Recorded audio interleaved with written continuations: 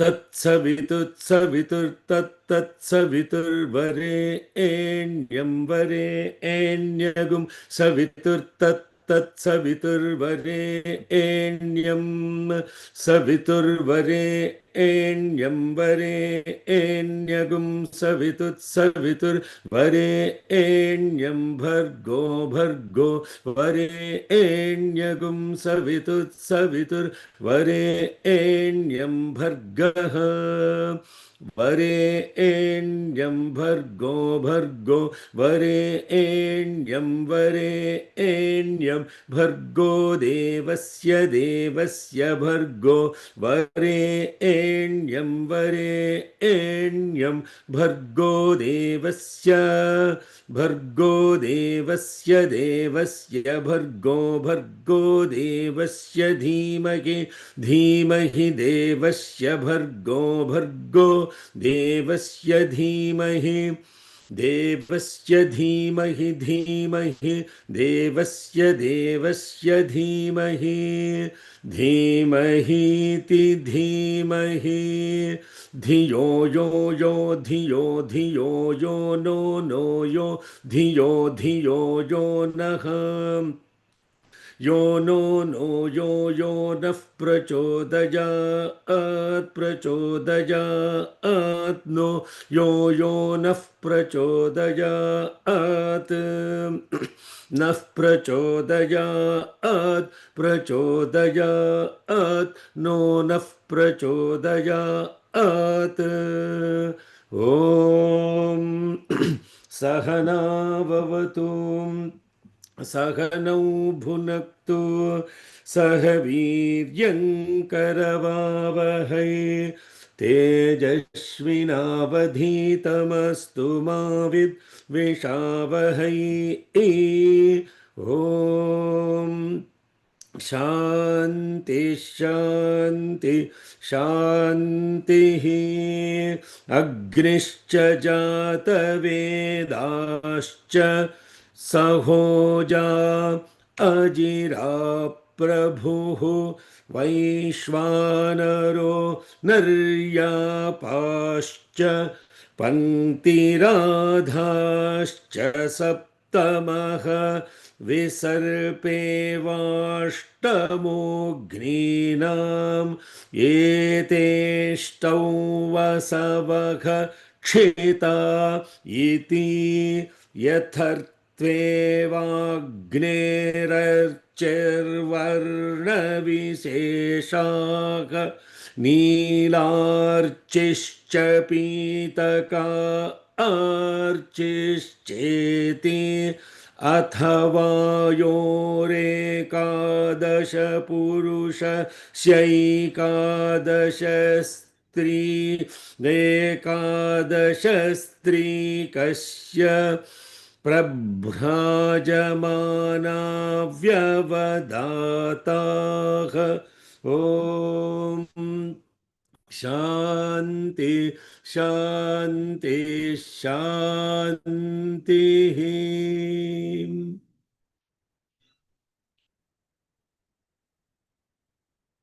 offering our collective love at the divine lotus feet of Sai Gayatri Mata. Good morning, good afternoon, good evening, Hari Om, Shalom, Sai Ram, Namaste.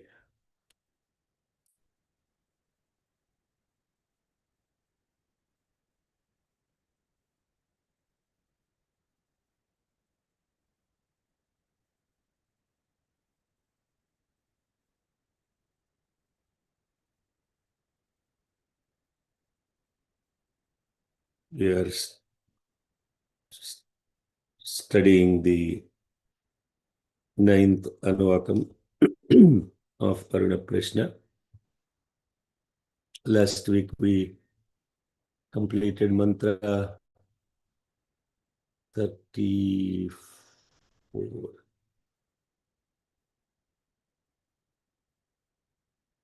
Yes. This Anuvakam 9 begins with brief recap of the all different aspects of cosmic order, how the cosmic order exists, and what are all the different elements associated with it. The cosmic order outside is nothing but the cosmic order inside. The purpose of knowing the cosmic order is more that you have an order with your own life. If you don't have an order with your own life, then you are in chaos. The first order of business is to have the discipline when you are in a class, which the speaker will keep on reminding, but nobody wants to oblige. That means you don't care. That means naivam vidushacharya vasinau. That means that the speaker and the listener, when they don't have partnership or synchrony, the learning doesn't happen. Because what happens is you have different things running in the mind. That means what you have created is a disorder with yourself. This multitasking is the ultimate disorder of human life. Ultimate disorder. It can't focus on one thing. Impossible. I nowadays go to these home bhajans that we are doing for Swami's centennial, and different devotees who are probably, feel obliged or sometimes invite Bhagwan to their homes. And they have to, for them, unfortunately, sit in the front, and then they will push their children to come and sit in the front along with them. And unfortunately, I sit in the front, and right next to me will be these children sitting next to me.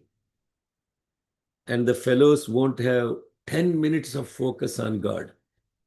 Every 2 minutes, the fellow will be checking his iPhone. Every minute, he'll be checking his iPhone. He's very, very, what we call as disturbed or constantly moving. I'm talking about disorder. Disorder. So the people who are on this call, if you are in the class, unless you are driving, you should not be taking a class driving also, but you feel obliged, so therefore you join the class. Why can't you open your videos and be in the class? What stops you? What stops you? If you are here in the class, what stops you from being in the class? Means you paying attention to yourself. And what happens when you open your video and show? What happens physically when you are in a class? You ensure your presence is there, and you are also aware of your presence. When you don't open a video and when you are not physically there, that means mentally also you are there partially, because the body and the mind are linked to each other. So this cosmic order that we are talking about is order within ourselves. And it starts with invocation of this beautiful 8 names of Agni, as Agni, Jataveda, Sahoja, Ajira, Vaishwanara, Naryapa, Panktiratha, Visarpi. And it says these 8 Agnis exist verily to nourish and sustain the beings. So then we went through the meanings, and it's also posted in the class transcript for those of you who truly are serious about the study. And after describing these Agnis, it also very beautifully points out the mantra that these Agnis span the spectrum of blue to yellow colors. Nilarchischa Pitakarchischeti. Just like the colors of the Rutus are there for sustenance of the beings, the colors of the Agni also reflect that. Of course, now here it's very clear Agni has different colors, and there are different colors in the nature. That's very perceptive because you can see the colors of the Agni. And that color of the Agni is also dependent upon how it is mixed with the air aspect of the thing. What is that internally? I won't tell everything, because what will happen is you will stop thinking. When everything is laid out, your mind will stop thinking, and it would stop practicing also.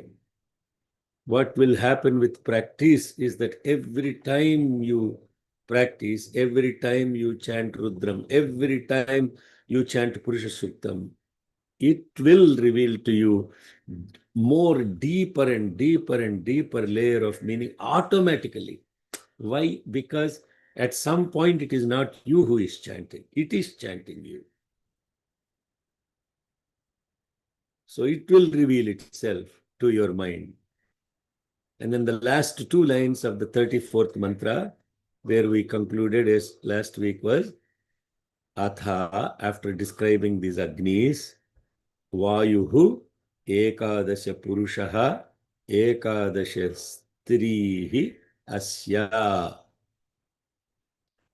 The 11 names of the 11 aspects of the male and the feminine aspects of the Vayu, the wind, is now laid out, described. The first one is the first two are Prabhrajamana, Vyavadata. You can keep counting. Third one is Yascha Vasuki. Fourth one is Rajata. You can show the script. Fifth one is the one who is showing the script, Shama, Kapila, Atilohita, Urdhva, Avapatanta, Vaidyuta. These are the 11.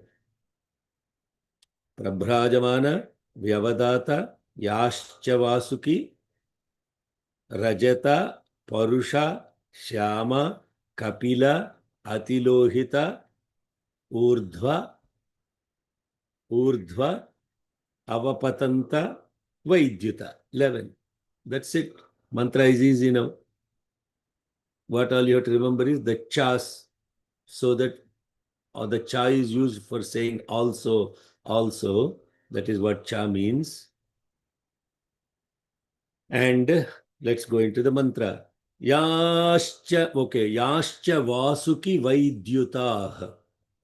Yascha Vasuki Vaidyutah. Is your volume higher? Output volume? Is my volume clear? I think mine's down. Hold on. Yeah. Is my volume clear? Yeah, brother. Yeah.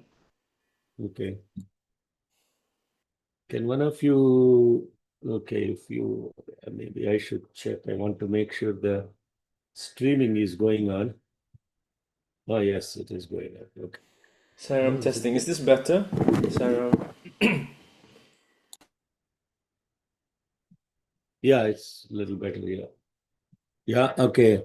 Rajataf Parusha Shyamah. Rajataf Parusha Shyamah. Kapila Atilohitah. Kapila Atilohitah. Urdhva Avapatantascha. Urdhva Avapatantascha. Vaidyuta Ityekadasha. Vaidyuta Ityekadasha. याश्च Vasuki वैद्युताः याश्च Vasuki वैद्युताः Om याश्च Vasuki वैद्युताः One more time, there is no Vasuki, no Dirgham. One more time. याश्च Vasuki वैद्युताः Rajatav Parusha Shyamaha रजताः परुषा श्यामाः रजताः परुषा श्यामाः Kapila Atilohitaha Kapila अतिलोहिताः Kapila अतिलोहिताः ऊर्ध्वा avapatantashcha ऊर्ध्वा अवपतन्ताश्च ऊर्ध्वा अवपतन्ताश्च वैद्युत इत्येकादश वैद्युत इत्येकादश वैद्युत इत्येकादश याश्च वासुकी वैद्युताः रजताः परुषा श्यामाः कपिला अतिलोहिताः ऊर्ध्वा अवपतन्ताश्च वैद्युत इत्येकादश याश्च वासुकि वैद्युताः रजताः परुषा श्यामाः कपिला अतिलोहिताः ऊर्ध्वा अवपतन्ताश्च वैद्युत इत्येकादश. So in that Padapatha, there is a correction that needs to be made. Vasuki Vaidyata should be one word. That is one name of one wind. Yes, that one. Rest of them, Rajata. See, the padas are exactly the same. Huh? You can count. Prabhrajamana, Vyavadata, Vasuki Vaidyuta, Rajata, Parusha, Shyama, Kapila, Atilohita, Urdhva, Avapatanta, Vaidyuta. These are the 11 names. Iti Ekadasha. These are the 11.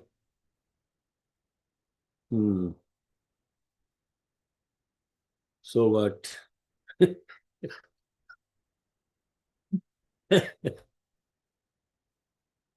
Prabhrajamanas. How this is expressed? Once you look into each name, it will reveal Shabdardha. What does the word mean? From that, it will take you inside. How does it relate to me?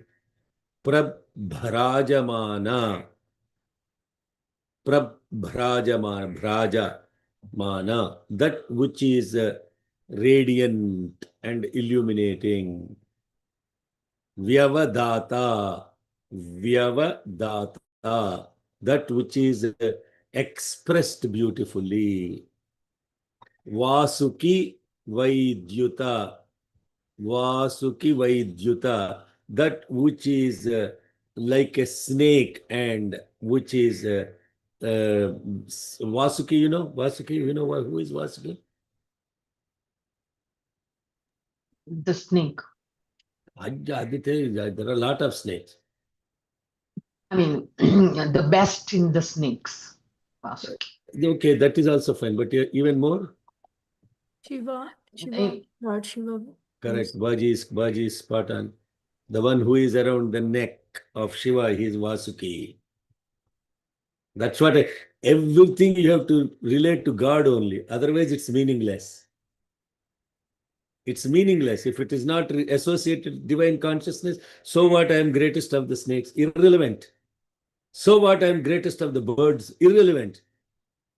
The greatest of the birds, I am servant of Mahavishnu. You are great. The greatest of snakes, you are around the neck of Mahadeva. You are great. Otherwise, irrelevant. The greatest of monkeys, I am servant of Sri Rama. Super great.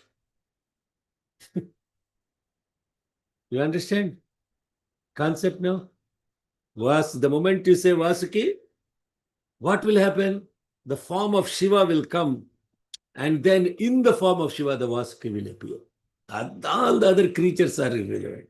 Amongst all the snakes, Takshaka, there are actually 8 snakes that are surrounding Mahadeva. I won't get into that. We'll come to that later. Vasuki Vaidhyuta, electrifying like that of a beautiful snake like Vasuki. Is powerful. Rajata, silver colored. Parusha, very harsh, means very harsh, meaning very challenging, destructive. Parusha. Harsh is Parusha. Shyama, dark colored. Shyama. Kapila, reddish. Atilohita, extremely red. Urdhva, upward moving. Avapatanta, downward falling.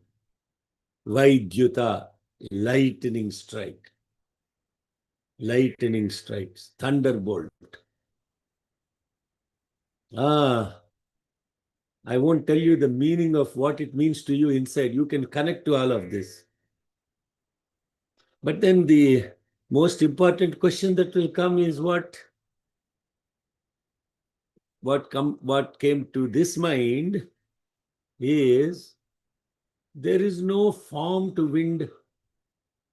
If there is no form to wind, you can't see the wind. How can there is a red wind, a dark colored wind, reddish wind, super reddish wind? There is no color, no?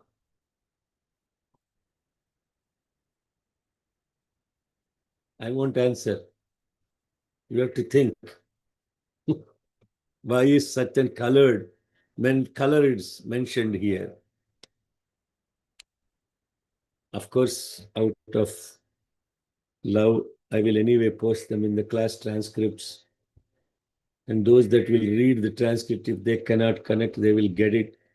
Those that are here for time pass, because I'm retired, I don't have anything else to do. I might as well go sit in Arunam class. At least some good words will fall into my ears. Seriousness in study.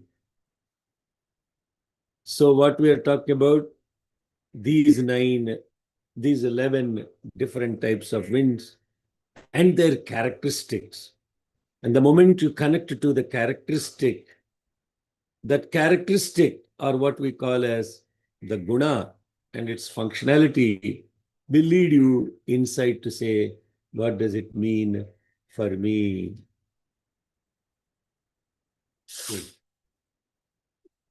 Just do the thinking. You don't have to answer for me.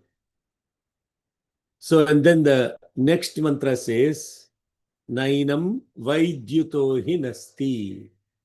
Nainam vidyu Vaidyu. vaidyo, sorry. Yeah. Nainam vaidyuto hinasti. Ya evam Veda. Ya evam Veda. Nainam Vaidyuto Hinasti. Nainam Vaidyuto Hinasti. Nainam Vaidyuto Hinasti. Ya evam Veda. Ya evam Veda. Ya evam Veda. So the easy one to know is Ya evam Veda. Right? How many types of Ya evam Veda are there? Shama? Two times. What is the first type? This one, and This then one. the swaras shift. Yeah.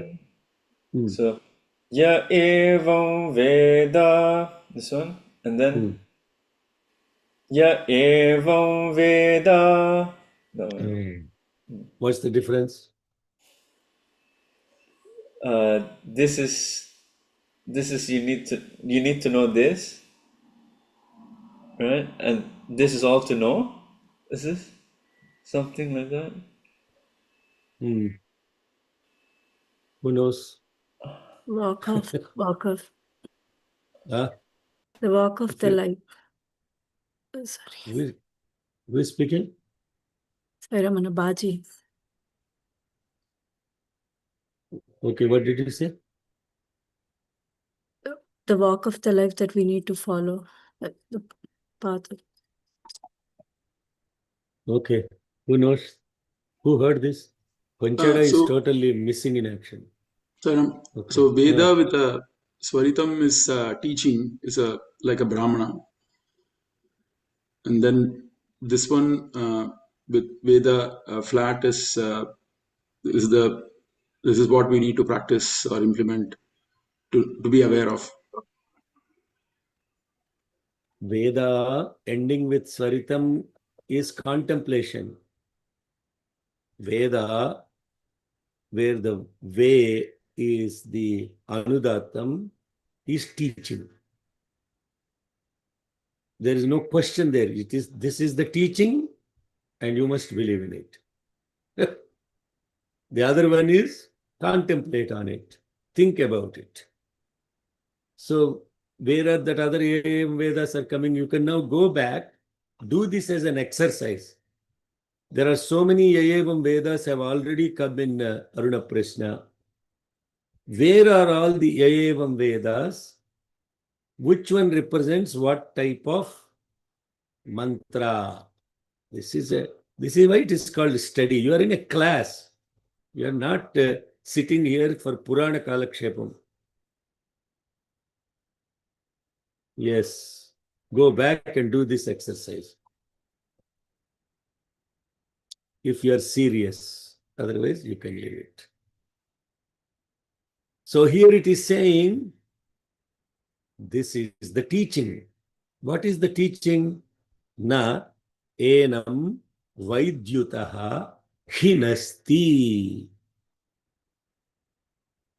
Enam, that individual, na hinasti, will not be harmed by Vaidyuta, lightning strike. Vaidyuta is already told, it's lightning strike, also called thunderbolt. Thunderbolt. The one who becomes totally aware of this is the teaching, will not be harmed by lightning strike. I will explain this later. Just stay with the mantra now. Just try to understand the mantra. Do not try to analyze it. When you are listening, you should not analyze. There should be 100% listening. Undivided listening you should have. When you are contemplating, 100% thought should be on contemplation. Giving 100%, not less. What we do is reverse. When you are in bhajan, you meditate. When you are supposed to meditate, you sing. Reverse. I see people coming to bhajan and closing their eyes as if they are now some rishis or something. Nothing like. When people are singing God's name, you have to clap, you have to sing. When you are chanting Veda, you have to chant the Veda along with others because you are experiencing Veda Ghosha. Veda Ghosha means, Veda Ghosha means what? If you have sat at the ocean and when it is full moon, how the ocean's waves come so dramatically with so much of force and with synchronous sound. One wave will not be, making a different sound than the other wave. That is how our Veda chanting is. One fellow will be chanting, Om Namo Bhagavate Rudraya, another, Om Namo Bhagavate Rudraya. I can see this in the Veda chanting, different people chanting in different scales. And the people in Sacramento get annoyed because I keep telling them, listen to the scale, chant along.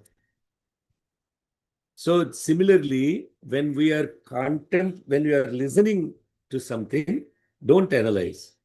100% listening on. When you are supposed to analyze,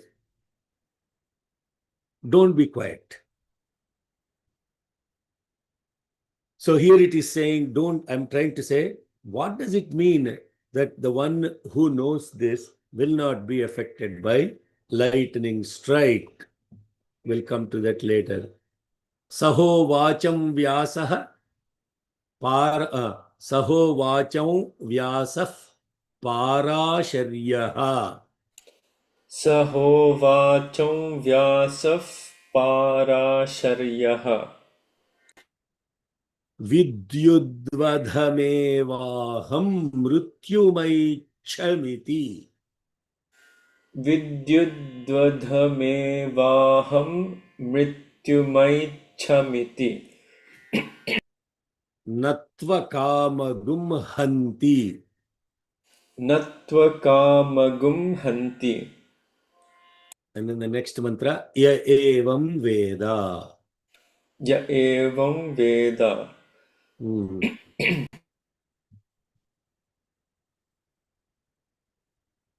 Saho vacham vyasaf parasharyaha. Saho vacham vyasaf parasharyah. Saho vacham vyasaf parasharyah. Vidyudvadhamevaham mrityumaichamiti. Vidyudvadhamevaham mrityumaichamiti. Not my chami. My. Vidyudvadhamevaham mrityumaichamiti. Vidyudvadhamevaham mrityumaichamiti.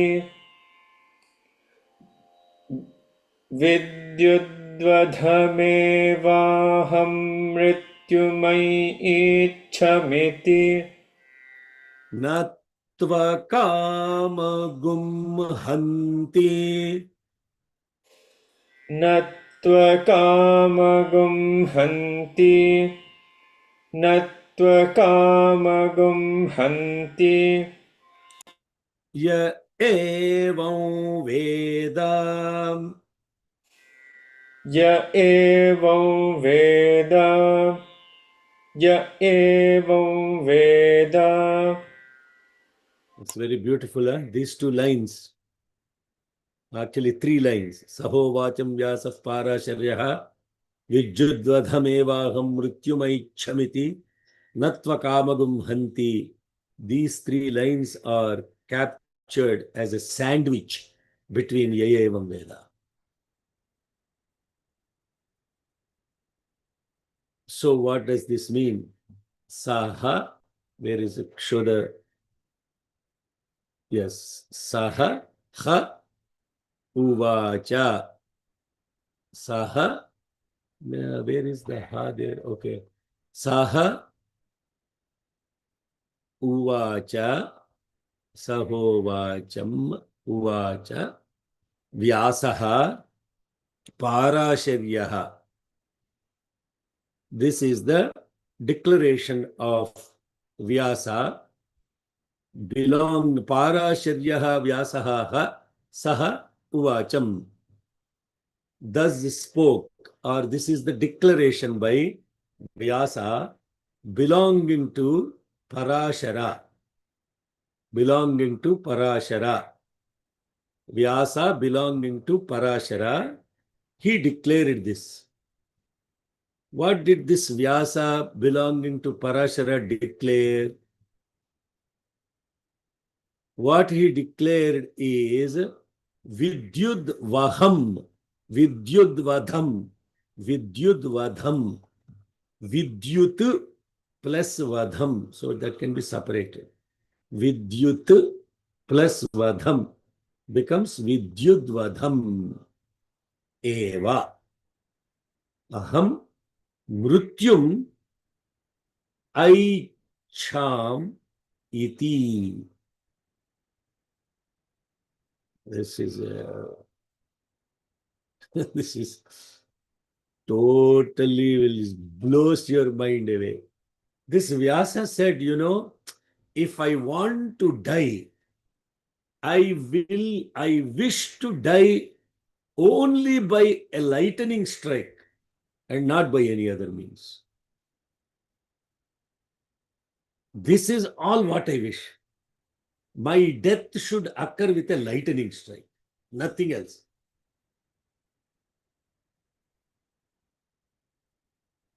Then he says, Natu akamam hanti. Na tu akamam hanti. Akamam tu na hanti. Akamam will not even hurt you. Tu akamam. Tu akamam means such fearless individual or that desireless individual na hinasti. Na hinasti or na hanti. Na hanti will not be killed. What? You will not understand any damn thing. I'm telling you. What is this Vyasa Parashara? His wish is that he wants to die only by a lightning strike. And such individual who has no fear or desire, Nahanti, will never be killed. Evam Veda. Class is over. You all can go. Class is over. All can go. Okay. You understand see now. Sahovacham vyasah parasharyaha vidyudvadhamevaham mrityumai ichamiti natva kamagum hanti ya evam vedam. So this mantra is declaring that sage Vyasa, who belongs to Parashara, himself, he preferred death by a lightning strike. And the one who is fearless, where is the fear? That he is getting killed by a lightning strike. Because imagine if you are standing in a field and a lightning strike is coming. It's the lightning itself is causes fear with the thunder. Now a thunderbolt is coming down. And then when that thunderbolt is coming down, if you are fearless, it won't harm you. Natva kamagam hanti. Tu akamam nahanti. This is all you need to know. Class is over. That's what it is saying. This is the only thing that is to be realized. Yayevam Veda. This is only to be realized. Okay. So much to unpack here. Okay. Who is Vyasa? I'll call the names and you can answer. Who is Vyasa? What day? What day? Okay. Who is Vyasa?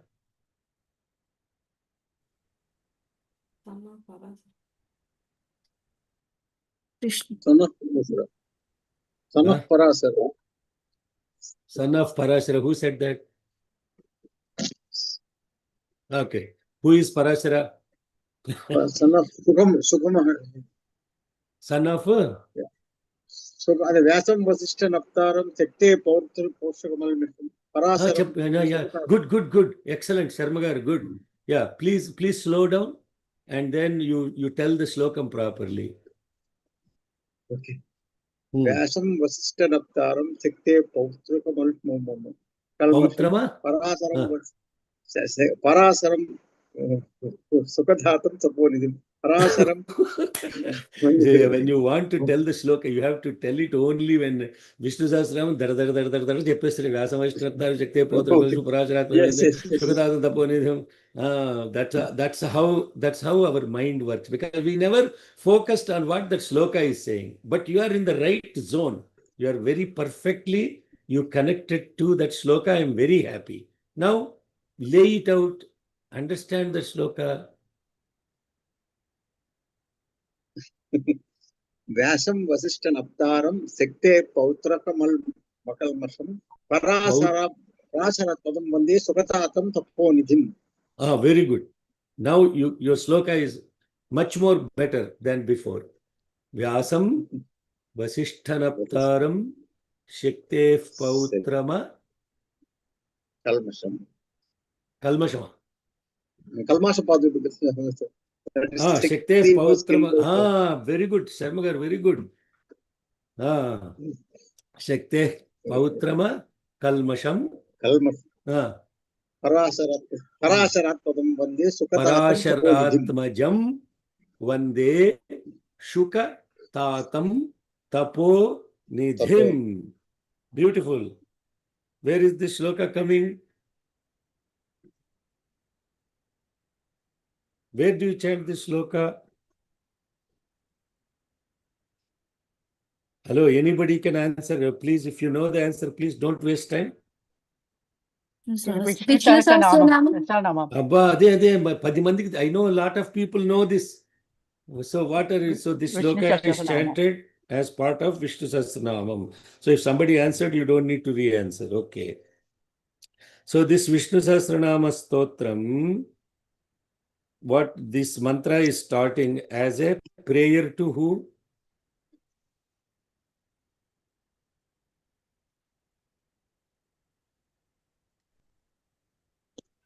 Vishnu.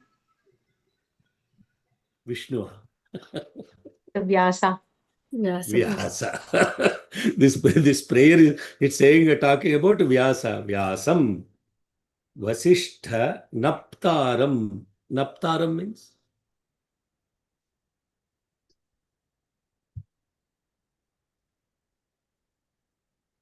Great grandson. Shaktef Pautrama. He is the son of Shakti. Akalmasham. that there is a he pointed out something, but that's not related to this story, but I'll come to that later. Parashara Atmajam. So Shakti is the grandfather for Vyasa. Vasishtha is the great grandfather of Vyasa. Parashara is the father of Vyasa. So the entire lineage of Vyasa is being said in that mantra. Now, when I asked who is Vyasa, immediately the answer is given in this shloka. The entire history of Vyasa is given in this shloka. Why you are saying in this shloka? You are invoking the entire lineage of Vyasa, the Veda Vyasa, who is Vyasam, Vasishtha, Naptaram. Naptaram means great grandson. Shaktehe, Pautrama, grandson of Shakti.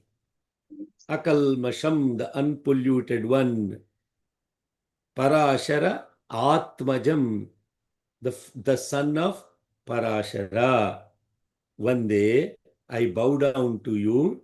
Shuka Tatam, the father of Shuka Maharshi. Shukatatam, Tata means father. Shukatatam means father of Shuka. Tapo Nidhim, the wealth of penance. Is the wealth of penance. So this is a salutation offering to Veda Vyasa. Okay. Parasharatmajam. So who is Parashara? What do you know about Parashara? Because it says, in this mantra, Saho Vacham Vyasaf Parasharyaha, the one who belongs to Parashara. So Parashara is the father of Vyasa. Parashara story చెప్పండి sir Sharma గారు. మత్స్యగంధి పరాశర మత్స్యగంధికి పరాశరుడికి పుట్టిన వారే వ్యాసుడు అనమాట. అది Parashara story మనకి తెలిసింది. Now he came to the birth of Vyasa. He came to the birth of Vyasa. Parashara Matsyagandhi. So, but I am asking Parashara story. Means what is the story about Parashara? Well, I don't know in details. Okay, this much I know. No, because I thought because when the word Kalmasha came, you said what? Yeah. Kalmashapaduru, well, I know that story, that what is happening is there is a sapam from Sukha Maharshi to Kalmashapaduru, that is, he is from the Surya Vamsam, that Kalmashapaduru. And what is happening, he wanted to counter Sapa, this particular give counter Sapa. In the process, that water falls on his food. That's why it's called Kalmashapaduru. I mean, this is what I vaguely remember about the story. And that Sapa was almost stopped by his, what you call, the Kalmashapaduru was actually Surya Vamsa Maharaju. He's one of the things. He's coming from like what you call Sagarudu, Asmanjusudu, Amsamantudu, like that. In the lineages, he comes after Raghu Maharshi, Kalmashapaduru comes, then Ambarishudu, Nahushudu, then Mandhata, like that. All this word Surya Vamsam comes in that. In this Kalmashapada is one of the things who want to counter Sapa, this particular Sukham, what you call, Vyasa Maharshi, because there was some, not Vyasa Maharshi, his father, Vasishtha Maharshi. There was some particular story about that in the Surya Vamsam. This is what I remember actually. Okay. I don't know. Lot of things Suddenly said. I could not recall the entire story, but I know the story vaguely. Sorry for that. No, that's fine. There was a king by name Kalmashapada. Even the name is very interesting. Kalmasham means what?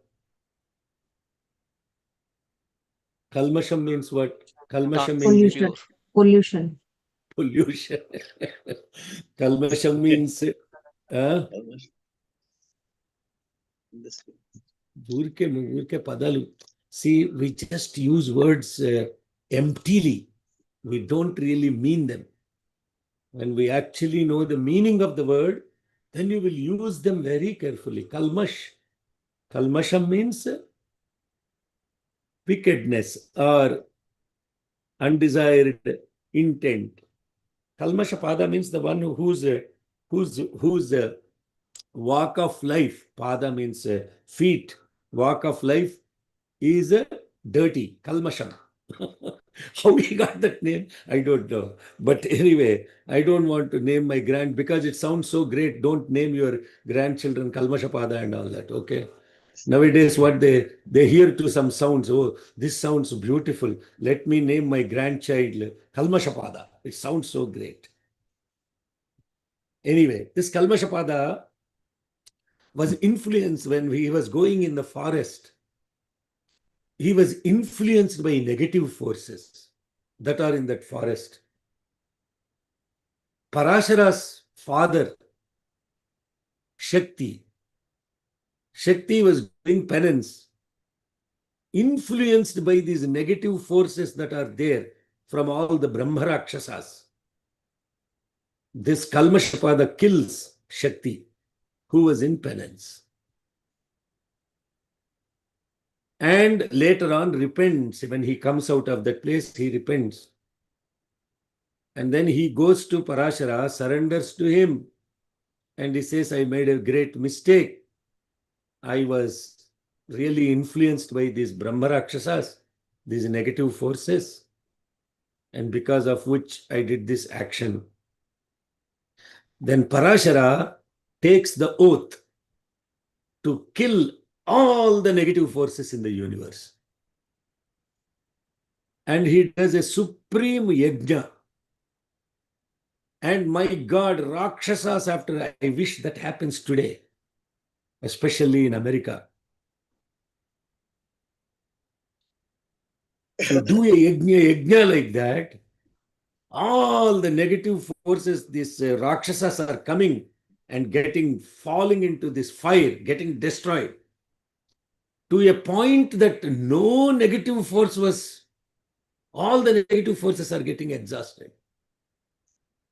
Then Vasishta, his grandfather, appears and requests him to stop the yajna. It's incredibly symbolic, amazingly symbolic. You read these stories in mythology, and then you are like wondering, oh, that's such a beautiful story. You only remember the story, but you don't remember. You don't want to even put an effort to, how does this apply to me? Because the names themselves tell the meaning, of symbolic meaning. So then what happened? Vasishta comes and says, oh grandson, please stop this yajna.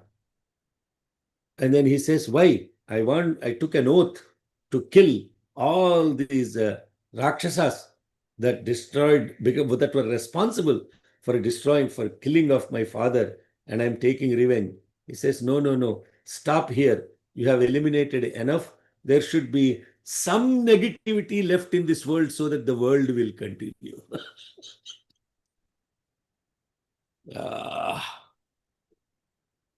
So Parashara stops the yajna. Afterwards, Parashara is an incredibly great Vedic rishi. You're all enjoying the story? What all you have to do is now, what is this story related to symbolically? So this Parashara, once he was going on the Yamuna in a boat, and the girl that was rowing the boat, her name is Matsya Gandhi. Gandha means smell. Matsya Gandhi means that which smells like fish. She is a fisherwoman. Her actual given name is Satyavati, but her father's name is Dasha or Dasha. So that beautiful girl, he was going in the boat, and he saw that this lady will be responsible for one of the most incredible historical event of the entire Bharata, the great land of Bharat. India is a stupid name. Please call Bharat only. Don't say I am from India, say I am from Bharat. It's a great honor to say I am from Bharat. not India. So then he, because it's the divine will, he said, "Oh, beautiful girl, you should now become a mother carrying one of the great preceptors in the history of humanity. I will bless you with a son, and therefore you be ready for it." Oh, then this girl is so smart. Then he says, "Oh, you looks like you are such a incredible rishi. First condition, if I bear a child, then I will have a social stigma. You will give a child and you will disappear. What will happen to my life afterwards? So my virginity should not be affected, because I should be a mother in future, get married. Number two, we are going in the boat. The whole world can see what's happening in this boat. How can I bear a child when in the middle of this Yamuna with the whole world be able to see? And this is all symbolic. I'm telling you, you listen to the story and you don't get your dirty mind interfere with it. And last thing she said is, "I have the smell of this fish. How can you tolerate me with this smell of the fish?" The great Rishi Parashara said, "My dear girl, this is nothing to do with the physicality. There is no physical affair here." So therefore, all your three wishes I will fulfill. Number one, this is not a physical affair. And you don't have to go through even gestation period. No 9 months carrying business and all of that stuff. You will become a upadhi, an instrument for a divine ascent. An instrument for a divine ascent. You are blessed uniquely with this opportunity. So number two, he said, this entire place will be covered with fog. So nobody will have any visibility to what is happening here. And number three, most importantly, from now on, you will not have any foul smell like a fish, because you have become unselfish.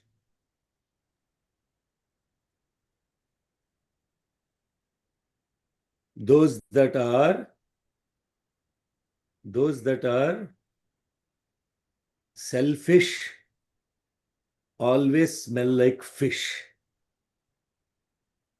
Those that are unselfish will have divine aroma radiating from them. If you ever watched Bhagavan walking by you, not physically, even in a dream, your whole room will be filled with the smell of aroma.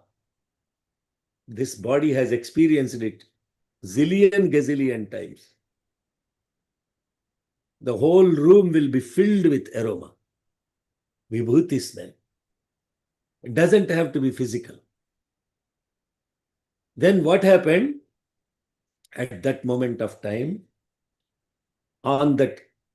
in an island, because she was in the island, in the middle of the river,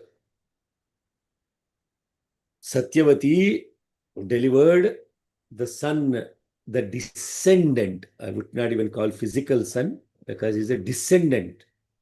It's not prasavam, it is prevesham. Just like Bhagavan Sri Satsai Baba's is prevesham, not prasavam. Just like Bhagavan Krishna, he did not go through gestation period in Devaki. He appeared. And like that appeared this beautiful, dark blue colored baby, radiating effulgence. And that beautiful dark colored, he was so dark colored, he was called Krishna. So the original name of the son of Parashara and Satyavati is called Krishna. That is his given name by parents. Dvaipayana. Dvaipayana means the one who is born in a Dvipa, which is an island. Therefore, he is called Krishna Dvaipayana. Why I am telling all of this to you? Because this is Veda study. Without that Krishna Dvaipayana, there is no Veda study. That is why I am telling all this story. Not because I want to show off my knowledge or anything, in gratefulness. So his original name is Krishna Dvaipayana. Vyasa is a title. Vyasa is a title, like professor, head of the department, whatever the title is. So he got the title Vyasa because he has codified the Vedas. How many Vyasas are there? If it is a title, it is a rotating position. No. Krishna Dvaipayana is only one of the Vyasas. At least there are 27 Vyasas that are listed in Puranas. 27 Vyasas. How will this position Vyasa, if it is a position, it should rotate? No. What is the timing of it? For every kalpa, there will be only one Vyasa. For every kalpa, there is only one Brahma. For every kalpa, there is only one Indra. You understand? Hello? Are you tracking? Are we all tracking? Some of you look dazed. Okay. So this Krishna Dvaipayana, in the context of this particular kalpa, is in every Dwapara Yuga that is coming in a kalpa, a Vyasa is born, and this is the story of Vyasam, Vasishtanaptaram, Shaktehe Pautramakalmasham, Parasharatmajam, Vande Shukatatam Taponidhim. Now, you heard all this story. All this story was also running in this mind, the speaker's mind. Then suddenly, the speaker asked the question, if this mantra is about Vyasa, the one who is the son of Parashara, did Aruna Prashna come only in this Dwapara Yuga? You see how the research mind works? Sairam, are you all listening? Are you listening to the logic? All the story that I told, Vyasam Vasishtanaptaram Shaktev Pautramakalmasham Parasharatmajam Vande Shukatatam Taponidhim, that shloka is chanted as a prayer. Mahabharata came into existence only in Dwapara Yuga. After the story Mahabharata is completed, Vyasa has codified all of that and given to who? Ganesha. All of that happened this kalpam only. Right? Hello, Sairam. Then this Aruna Prashna is Aranyakam. It's Taittiriya Samhita. It's Taittiriya Aranyakam. How can that be belonging to this Yuga? Therefore, the conclusion is these names Vyasa and Parashara are symbolic, not individuals. And the moment you make them symbolic, they will apply to the entire universe, not those who believe in only Hindu mythology. So what does the word Parashara mean? What does the word Shara mean?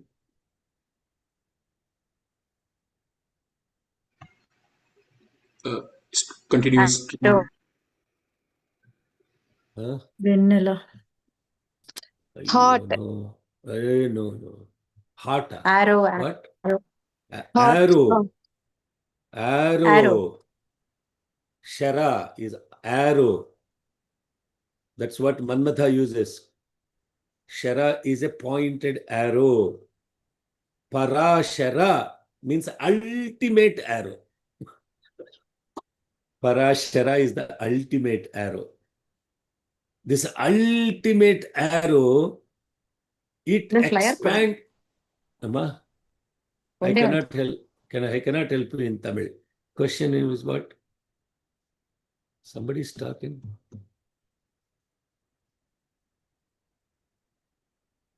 Okay. Kannada or Tamil? Somebody is okay. You have a question in Kannada or Tamil? Somebody spoke. Okay. So, multitasking. Okay. Okay. So the question is, Vyasa means incredible radius. Para means ultimate. Shara means arrow. That ultimate arrow that expands with incredible radius and strikes anything that is unwanted. Strike. The word strike is being used very carefully. So what is this ultimate declaration is Vyasa Parasharyaha Vidyudvat Vadham Evam. Now let's look at the 811. Oh my God, just went very fast. If you are connecting to all of, maybe I should stop here and let you all. You have 15 more minutes, so I can complete this thought. Yeah. Yes. Please. Yeah, if you don't have, you can sign off. But if you are not intrigued by what this mantra means, you won't be able to sleep without understanding what this means. So, what this mantra is saying is,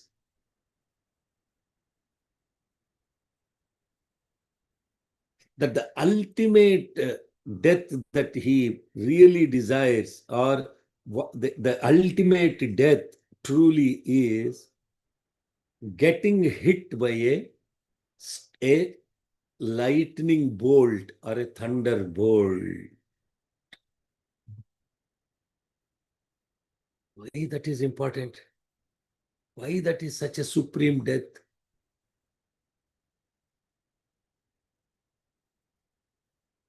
So for that, you have to understand what a lightning strike is. No? What is a lightning strike? Vidyut, vadham, vidyut, lightning strike. A lightning strike is caused by electrical discharge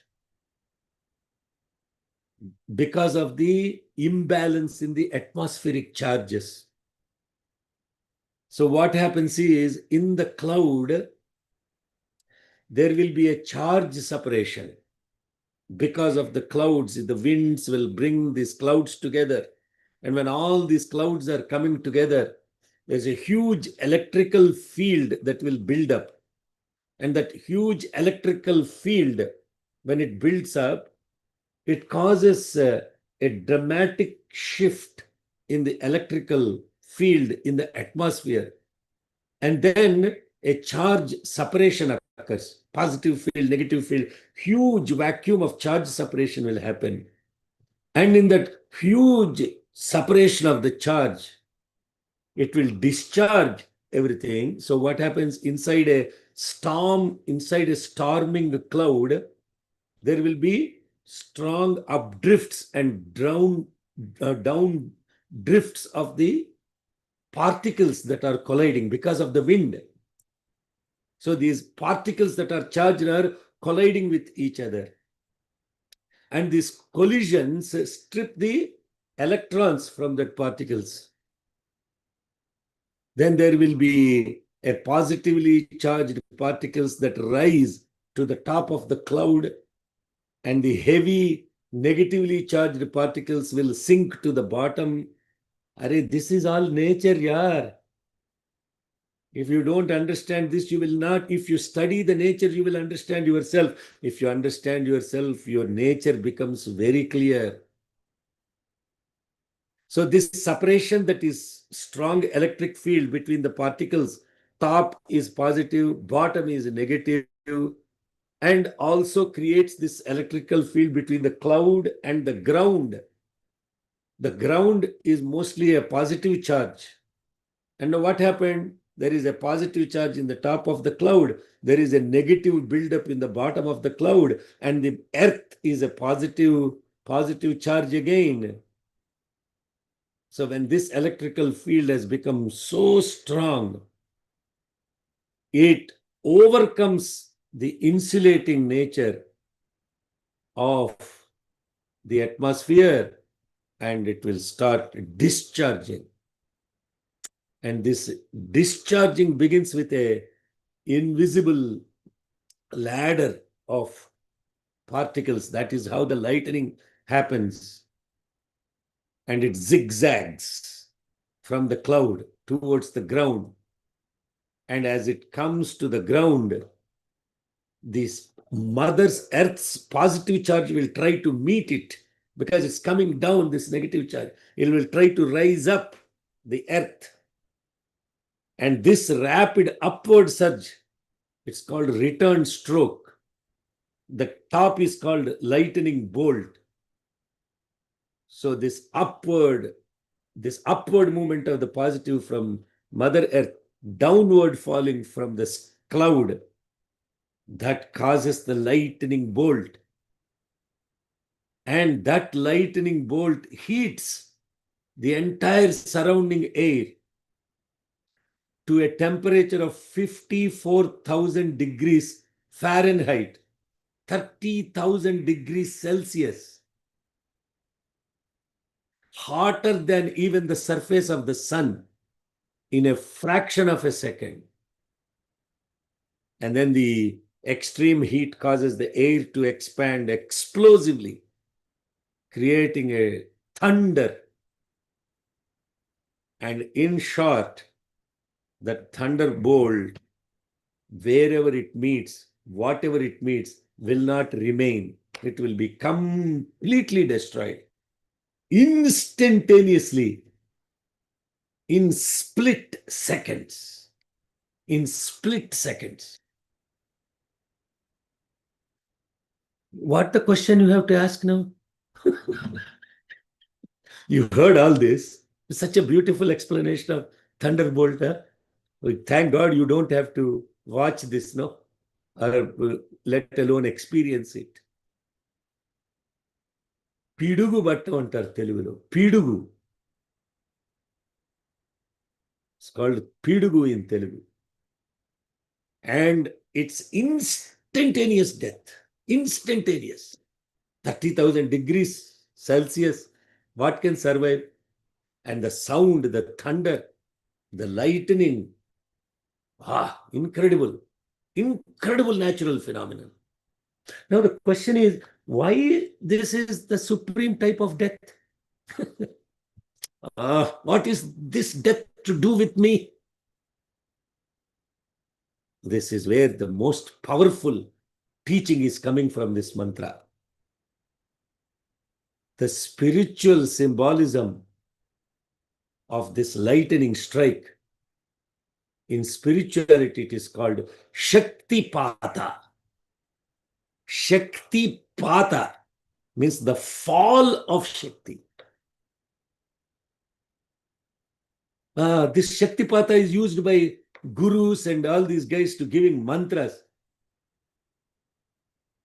If you understand what Shaktipata in spiritual meaning is, it's a downfall of this divine energy on an individual that causes extremely sudden spiritual awakening.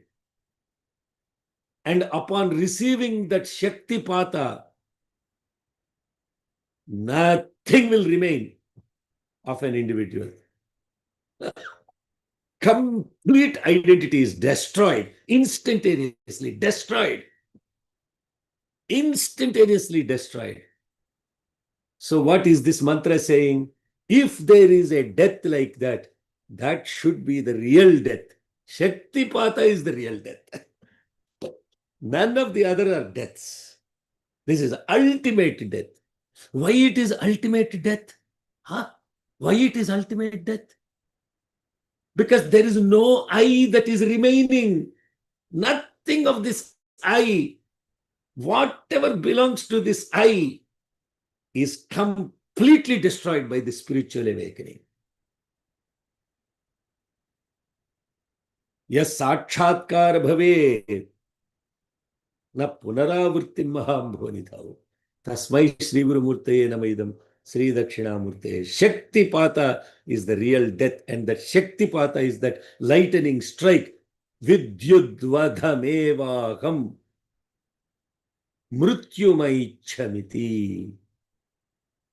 And what I am talking about is not some esoteric phenomena. There are great examples of this Shaktipata, that awakening experience. The most beautiful ones that I can relate to from a guru to a disciple is Narendra, who became Vivekananda because of the Shaktipata from his guru, Ramakrishna Paramahamsa. Should go and read about that. What a beautiful experience. And then he said, I have given everything to you. There's nothing left of me. And then instantaneously, Vivekananda was so beautifully, has taken up the mission of his guru, and he got the Shaktipata. That is from a guru to a disciple, two individuals involved. But there is no need for an individual to be involved. There is no need for an individual to be involved. Shaktipata can also happen without a guru. And that great example of without another physical guru, that Shaktipata happened to Bhagavan Ramana. You have 2 more minutes. I'll tell the story of Bhagavan Ramana. Yes. Most of you probably already know about it. This person's name is Venkataramanan Iyer. Venkataramanan Iyer. He was 16 years old. And the Shaktipata happened to him in Madurai in July of 1896. So one day, when he was in his uncle's house, this Venkataramanan was overcome by an intense fear of death. He felt as if he was going to die at that very moment. But instead of panicking that he was getting this near-death experience, he wanted to experience that death. He said, let me experience this death. And then what he started doing, he started observing this death within him. As he himself shared this later on,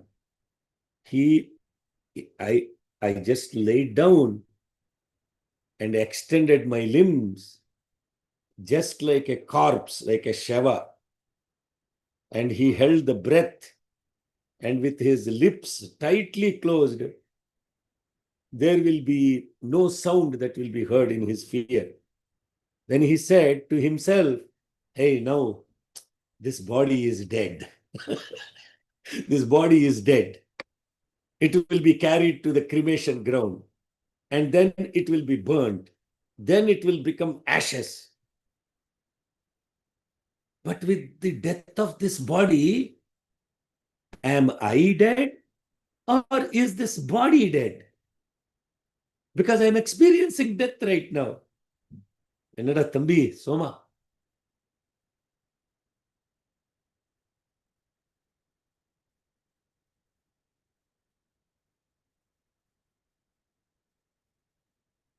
At that time, an incredible shift happened. He realized clearly and permanently that he was not the body, and that body is unaffected, eternal, pure self, Satchit Ananda. So in the nature example, the earth is the body. It is building its own charge. And when this divine consciousness builds up within you, then there is a separation of body consciousness from yourself. And when that happened, what happened is a supreme discharge from this consciousness that instantly, immediately destroys your body consciousness and mind consciousness. Body identification and mind identification. Sudden death. Death to what? This false I. That destroys your identity. You will no longer have any kind of craving that you should be noticed by people, that you should write books, you should be this, you should be that. You exist in complete, pure self-awareness. The ultimate strike, Parashara, has happened. Immediate expansion, Vyasa, has happened. Natva kamagum hanti. To kamam nahanti. Fear will not destroy you. You have become instantly fearless, desireless, identityless. There is no other supreme death than that death.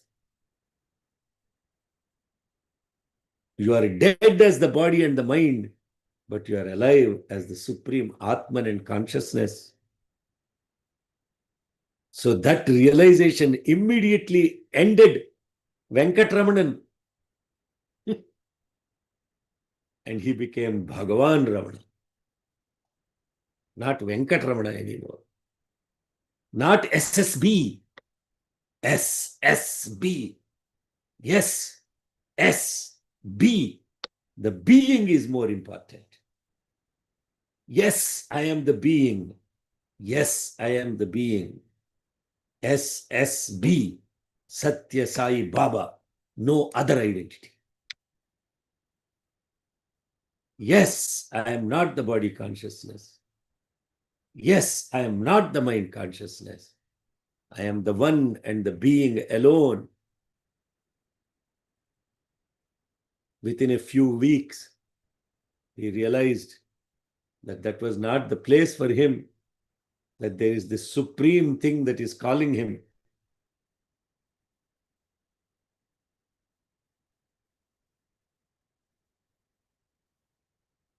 Arunachala. Arunachala. Arunachala.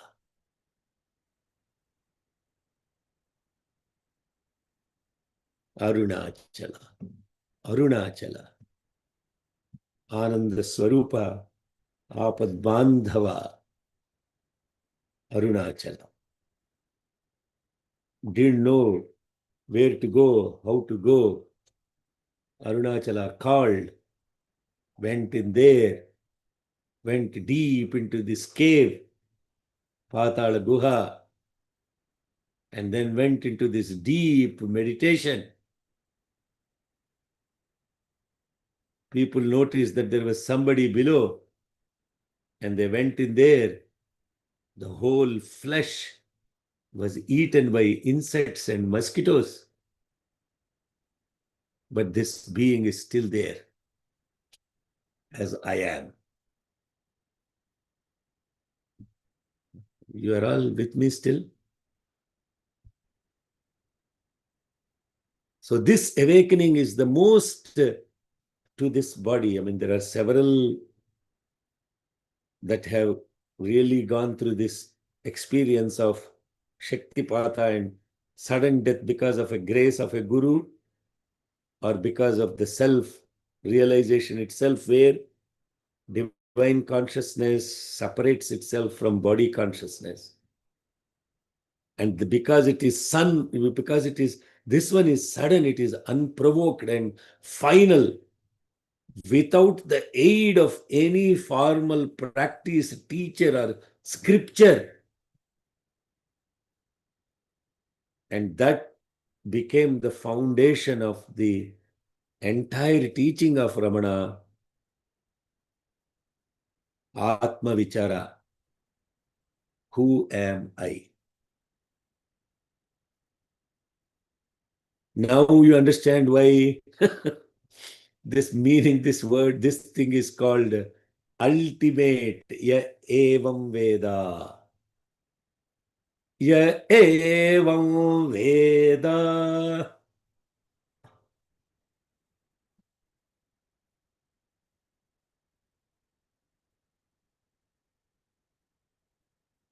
Yes sakshat kurute prabodha samaye swatmanamevadvayam tasmai Shri Guru Murtaye Namayidam Sri Dakshinamurtaye. On that note, we complete this electrifying class today on this Gayatri Japa Day in India.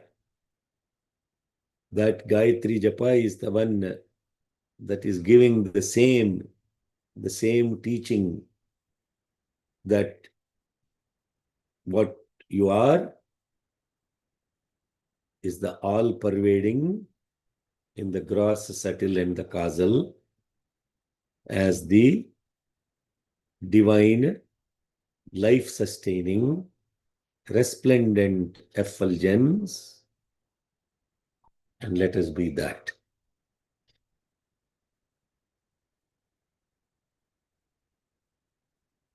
Ekkada Parasharudu, Vyasudu, Shakti, what this class covered? What this class has covered in 1.5 hours? See, now in describing all this phenomenon, we have not left the Vachyardha, the Antarardha, and the Paramartha. The literal meaning, the inner meaning, and the ultimate meaning. This is true teaching. That's why it's called epistemology. Then nothing in this is made up. Nothing is made up. So how this tapas, the steadiness of the study works, is because you don't let go of what you see, but then you keep seeing and you keep looking and looking and looking to the subtlest level, so that you become the Pashyaka, and so that therefore you become Kashyapa Pashyako Bhavati. Yat sarvam paripashyatiti saukshmyat. Looking at everything to its subtlest level, not only at the gross level, but at the subtler level, and at the subtlest level. When that happens, you truly are seeing what needs to be seen. And the one that is seeing is not who you think you are, not others think who you are, and who you truly are can only see that. Okay, with that, Yadakshara Pada Bhrashtam. Thank you for bearing and indulging with me today. Such a beautiful experience of recollecting, reminiscing on Ramana, that which is the most beautiful being, Ramana. means that which is most beautiful. The most beautiful thing, a thing of beauty is a joy forever. That is what John Keats said in his poem called Endymion. No, it won't let go of anything. That's what Ramakrishna, Bhagavan Ramakrishna, when Narendra came out of this Kali Darshan, 3 times he went in. Every time he went in, he forgot what he has to ask because he was so enamored by the beauty of this mother who was in front of him. And when he was enamored so beautifully by this incredible mother, the beauty of the whole universe, and when he came out of that room,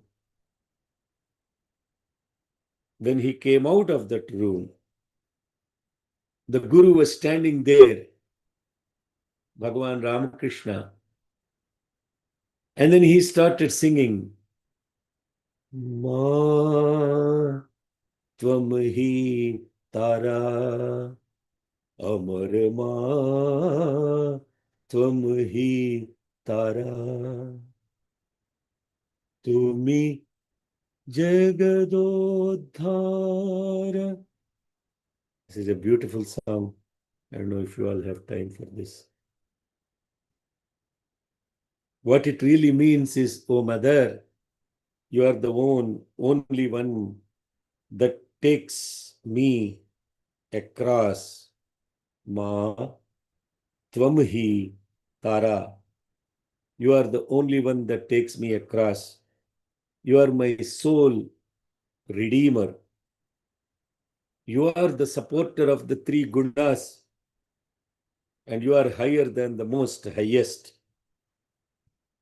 O Mother, you are the most compassionate I know, who takes away all the bitter grief. You are the earth. You are in water. You are in fact the root of all. You are my original mother.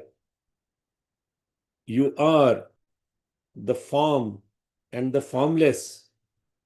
You are the Sandhya. You are the Gayatri. You are the sustainer of this universe. Mother, you are the one who helps those that have no help at all.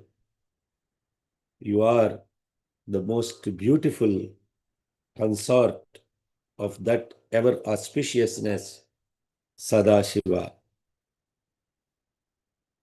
Tumi Trigunodhara Paratpara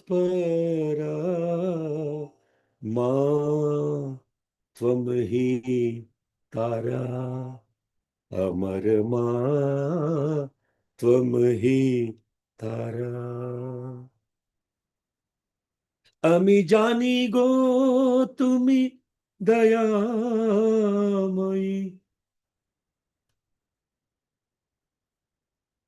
I cannot sing, so I'll leave that with you all. Jai Sai Ram. Yadakshapada Brashtam Shama. Om.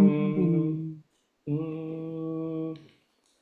I lost the scales. Om. Yadaksharapad Brashtam. मात्राहीनं तु यद्भवेत् तत्सर्वं क्षम्यतां देव नारायण नमोऽस्तु ते विसर्गबिन्दुमात्राणि पदपादाक्षराणि च न्यूनानि चातिरिक्तानि क्षमस्व ईश्वर अपराधसहस्राणि क्रियन्ते हर्निशं मया दासोऽयमिति मां मत्वा क्षमस्व ईश्वर अन्यथा शरणं नास्ति त्वमेव शरणं मम तस्मात् कारुण्यभावेन रक्ष ईश्वर हरिः ॐ तत्सत् Shri Sai Ishwararpanamastu.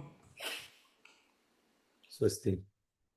स्वस्तिः प्रजाभ्यः परिपालयन्तां न्याय्येन मार्गेण महीं महिषाः गोब्राह्मणेभ्यः शुभमस्तु नित्यं समस्तलोकाः सुखिनो भवन्तु समस्तलोकाः सुखिनो भवन्तु समस्तलोकाः सुखिनो भवन्तु ॐ